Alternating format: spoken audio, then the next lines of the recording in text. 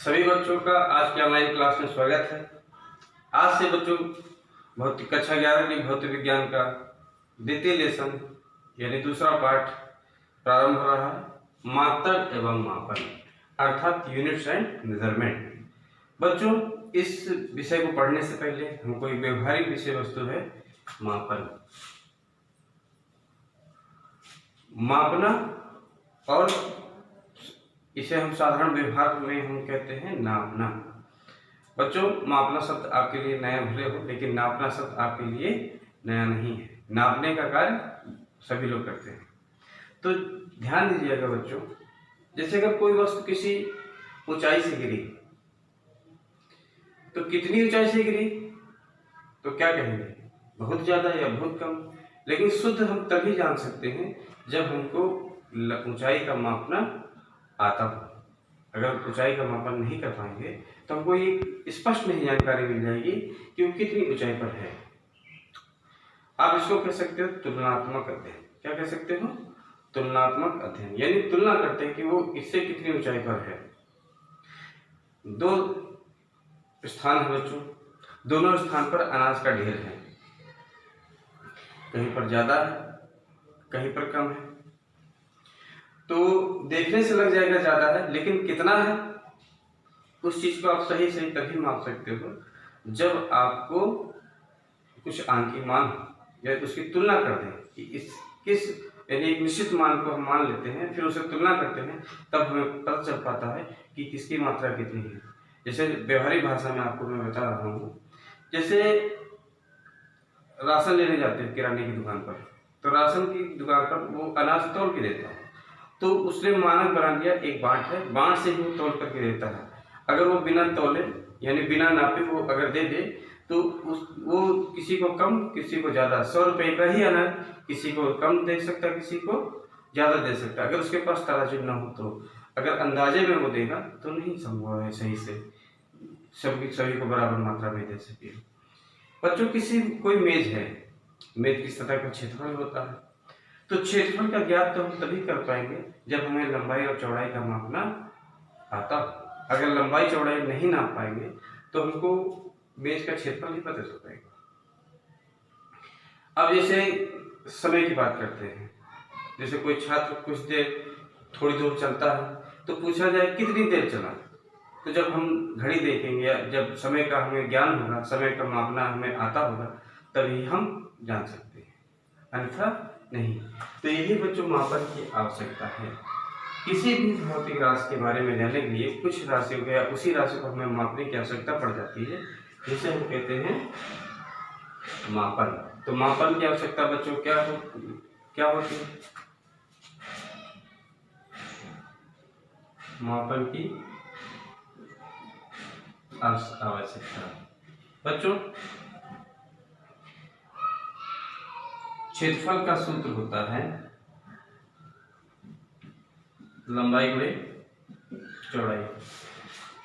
तो आप देख रहे हैं क्षेत्रफल नापने का कोई उपकरण हमारे पास नहीं होता।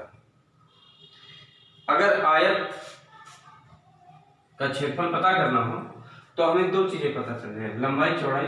तो लंबाई चौड़ाई अगर हमें पता चल जाती है तो उनको गुणा करके हम क्षेत्रफल आयत का निकाल सकते हैं। इसी आधार पर 4 दूरी बटा समय। तो बच्चों ध्यान दीजिएगा, 4 के सूत्र से स्पष्ट है किसी भी वस्तु की चाल हमें तभी प्राप्त हो पाएगी जब हमें दूरी और समय का ज्ञान हो। तो दूरी भी मापने वाली राशि है यानी और समय भी मापने वाली राशि है। इन दोनों का मापन कर पाएंगे तभी हम 4 के बारे में भली भांति जान सकते हैं। ऐसे ही लंबाई चौड़ाई जब मापेंगे तभी हमें क्षेत्रफल ज्ञात हो सकता है। तो मापन इसलिए आवश्यक है कि जब किसी भौतिक राशि के बारे में हमें जानकारी प्राप्त करना हो या उसके बारे में, तो हमें मापन की आवश्यकता पड़ती है। अब बात ये आ जाती है, सबसे पहले बच्चों आपको मैं समझा दूं विनिमय क्या होता है। विनिमय का मतलब होता है लेन देन यानी अदला बदली जब की जाए तो उसको हम कहते हैं विनिमय। जब मान लीजिए आपके पड़ोसी को राशन की आवश्यकता है, तो राशन आपने क्या किया, उसको कुछ झोले में करके वो दे दिया। आपने एक झोले में राशन भरा और उसको दे दिया आपने। और जब वो वापस करेगा तो आपके दिमाग में अपेक्षा रहती है कि जितना राशन आपने उस पड़ोसी को दिया है वो पड़ोसी उतना ही राशन आपको वापस करे। लेकिन इस चीज का ज्ञान कैसे हो पाए? आपने तो उसको झोले में भर के दे दिया। अब वो वापस उतना ही तभी कर पाएगा जब वही झोला आपके पास उसके पास हो। आपके यहाँ का झोला उसके पास नहीं रहेगा तो उतनी ही मात्रा वो नहीं दे सकता, कम या ज्यादा दे सकता है। लेकिन अगर हम एक निश्चित मान को हम मानक मान लेते हैं और हमें पता चल जाए कि इससे कितने गुना है तो हमें पता चल पाता है। अगर वही राशन हम तौल के दे और उससे हमको उतना ही तौल के हमको वापस करो तब हमको उतना ही राशन मिल जाएगा जितना हमने उसको दिया था। तो बच्चों, मापन की आवश्यकता इसीलिए आवश्यकता पड़ी कि जब राशियों का शुद्ध ज्ञान हो जाए।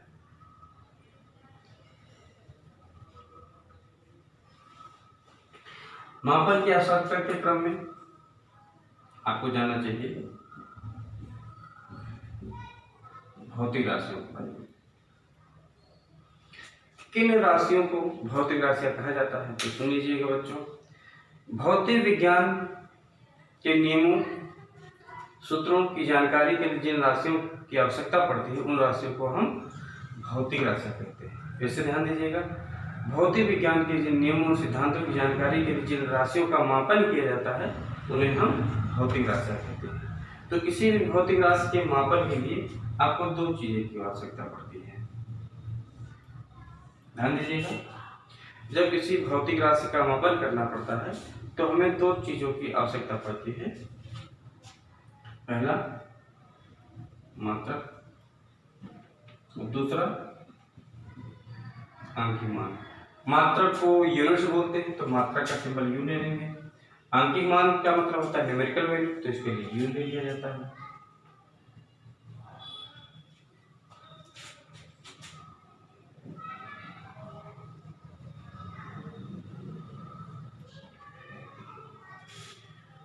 तो बच्चों, ये आपको मापन की आवश्यकता तो आप समझ ही गए होंगे कि किसी भौतिक राशि का मापन की आवश्यकता क्यों पड़ी और भौतिक राशि किसे कहते हैं ये भी आपको मैंने बता दिया।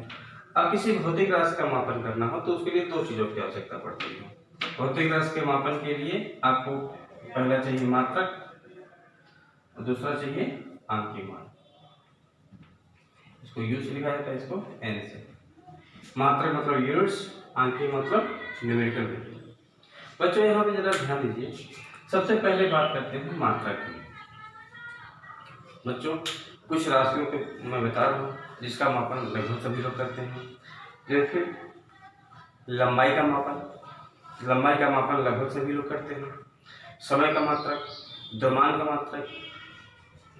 तो मात्रक से तात्पर्य होता है कि जैसे जब कोई भौतिक राशि का मापन करना हो तो हम उसके एक निश्चित मान को हम मान लेते हैं, ये मानक है। और फिर जब उस राशि का मापन करते हैं तो उससे हम तुलना करते हैं कि वो कितने गुना उससे है। तो वही तुलनात्मक जो मान होता है उसको हम कहते हैं आंकिक मान। फिर से जरा ध्यान दीजिएगा, जब किसी भौतिक राशि का मापन हमें करना होता है तो उसके एक निश्चित मान को हम मानक मान लेते हैं और उस मानक से ही उस मान की तुलना करते हैं कि वो कितने गुना है। उदाहरण के तौर पर आपको मैं समझाता हूँ। जैसे लंबाई का मात्रक 1 मीटर होता है। लंबाई का मात्रक 1 मीटर, तो ये हमने मानक मान लिया कि एक निश्चित लंबाई है, उसको हम कह रहे हैं 1 मीटर। अब मान लीजिए किसी लंबाई को हम मापते हैं तो हम देखते हैं कि वो उससे कितने गुना है। अगर मान लीजिए 3 गुना है तो हम क्या लिखते हैं 3 मीटर। तो इसमें m हो गया मात्रक, 3 हो गया आंकिक मान। और मैं आपको थोड़ा समझाता हूँ। जैसे द्रव्यमान की बात करते हैं, द्रव्यमान का मानक मात्रक मान लिया गया किलोग्राम, तो 1 किलोग्राम हो गया मानक। ये द्रव्यमान का मात्रक है बच्चों। अब कोई राशन का ढेर है, उसको हम तौलते हैं तो हम ये देखते हैं कि उस राशन का ढेर का द्रव्यमान जो होता है इस 1 किलोग्राम के 20 गुने के बराबर, तब हम उसका मान लिखेंगे 20 किलोग्राम। 20 किलोग्राम का मतलब जो 1 किलोग्राम मानक है उसका 20 गुना। तो इस पे बच्चों मात्रक है किलोग्राम, आंकिक मान है 20। तो किसी भी भौतिक राशि के मापन के लिए दो चीजों की आवश्यकता पड़ती है, मात्रक और आंकिक मान।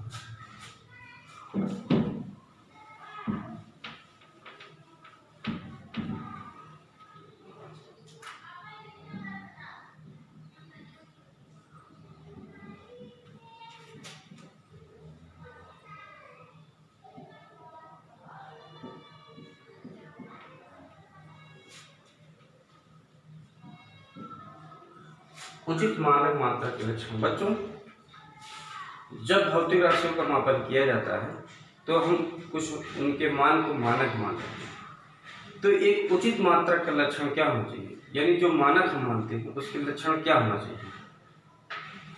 बच्चों, मात्रक ऐसा होना चाहिए जो सर्वग्राह्य हो, यानी उस मात्रक को सभी लोग स्वीकार करें। स्वीकार्यता, जैसे मीटर यहाँ पर है, वही मीटर दूसरी जगह भी स्वीकार्य हो, और ऐसा उसकी परिभाषा परिभाषित होनी चाहिए, और वो सस्ता होना चाहिए। सस्ता से तात्पर्य बच्चों, जैसे लंबाई का मात्रक मीटर होता है, तो मीटर मापने के लिए इस मात्रा को खरीदना अगर हो तो आप जानते हैं कि घर पे फीता होता है 1 मीटर का, जो कपड़ों की सिलाई पे वाले रखते हैं, टेलर की दुकान पे रहता है, तो फीता रहता है, तो वो आप देखते हैं ज़्यादा कॉस्टली नहीं पड़ता है। अभी वही बड़ा मात्रक लेते हैं या कोई ऐसा मात्रक लेते हैं जो कठिन होता है, जो परिभाषित ना हो पाता, तो मात्रक हमारे लिए नहीं सही रहता है। तो मात्रक के लक्षण क्या होना चाहिए, सुस्पष्ट होना चाहिए,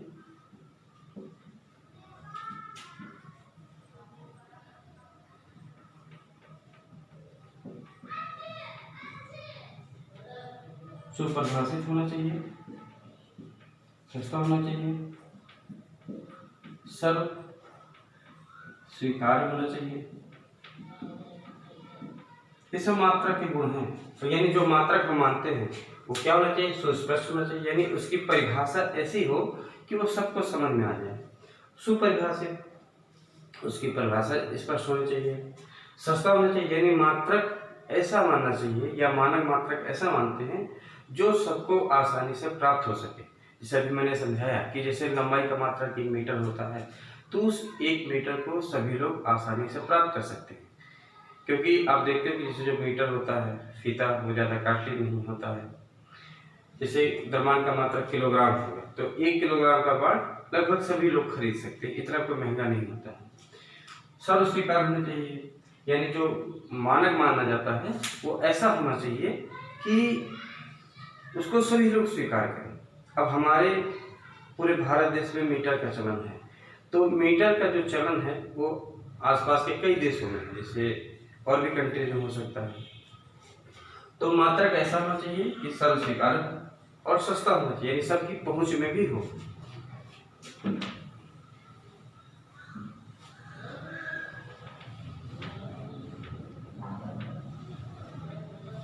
तो बच्चों, मात्रक के लक्षण जान गए क्या होते हैं। अब आते हैं कि कौन कौन सी भौतिक राशियां ऐसी हैं जिनके मात्रक सबसे ज्यादा प्रयुक्त होते हैं। बच्चों, 3 भौतिक राशियां हैं, लंबाई, द्रव्यमान, समय।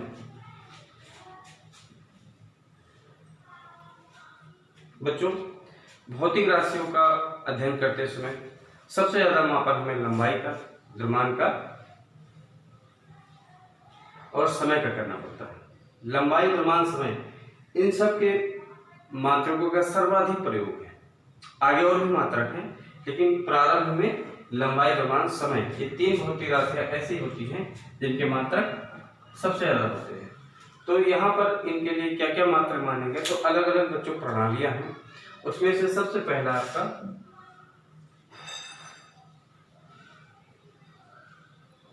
सीजीएस प्रणाली। सीजीएस प्रणाली क्या कहती है कि लंबाई का मात्रक सेंटीमीटर होता है, द्रव्यमान का मात्रक ग्राम और समय का मात्रक सेकंड। इस प्रणाली को गासियन प्रणाली भी कहा जाता है। ध्यान दीजिएगा, इस प्रणाली को गासियन प्रणाली भी कहते हैं। इसी क्रम में दूसरा आ जाता है एमकेएस प्रणाली।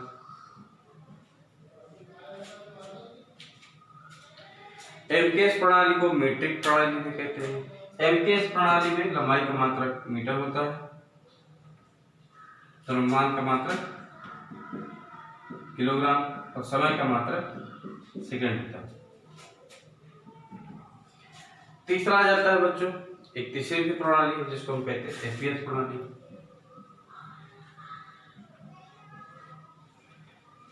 एफपीएस प्रणाली में लंबाई का मात्रक होता है फुट, द्रव्यमान का मात्रक पाउंड होता है और समय का मात्रक सेकंड। बच्चों ये मात्रकों की 3 प्रणालियां हैं।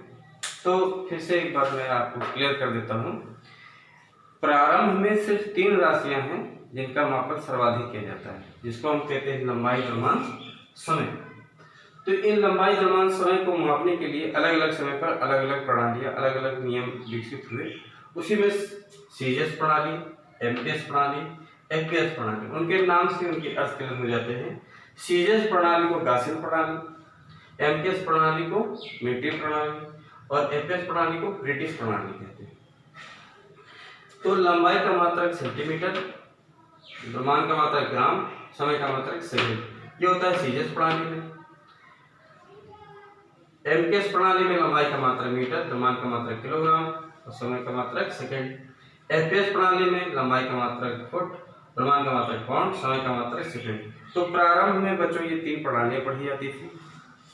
अब यहाँ पर भौतिक विज्ञान इतने से ही तो रुका नहीं, और भी राशियों की आवश्यकता पड़ी, तो उसके लिए इस मीट्रिक प्रणाली को भी संशोधित कर दिया गया। इसमें और मूल राशियां जोड़ दी गई जिनको हम कहते हैं एसआई प्रणाली।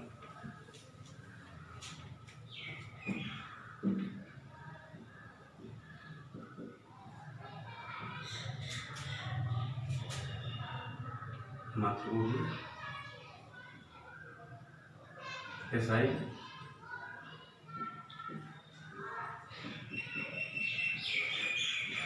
इंटरनेशनल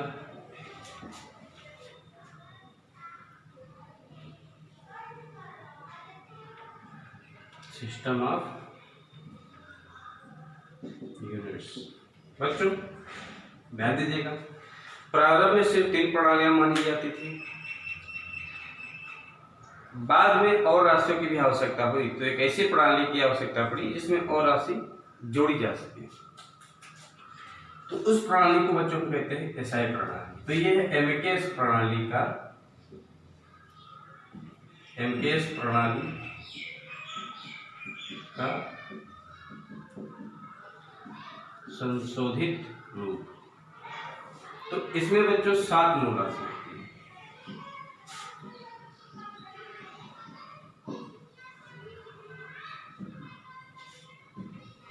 लंबाई, द्रव्यमान, समय,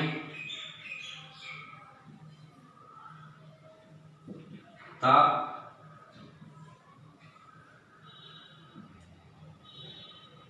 विद्युत धारा,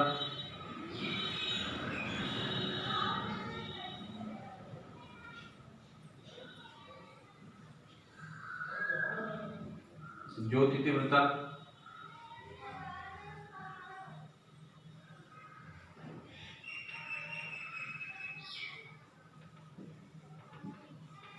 ध्यान देना बच्चों, एसआई प्रणाली यानी मात्रकों की अंतरराष्ट्रीय प्रणाली, ये कोई नई प्रणाली न होकर के एमकेएस प्रणाली का ही संशोधित रूप है।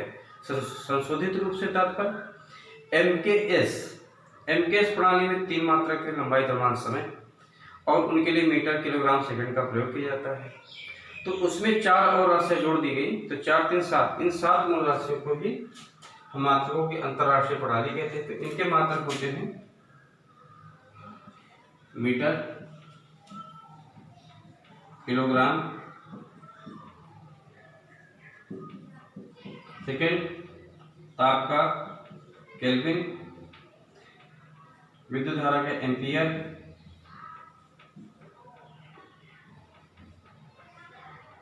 ज्योति तीव्रता का कैंडेला,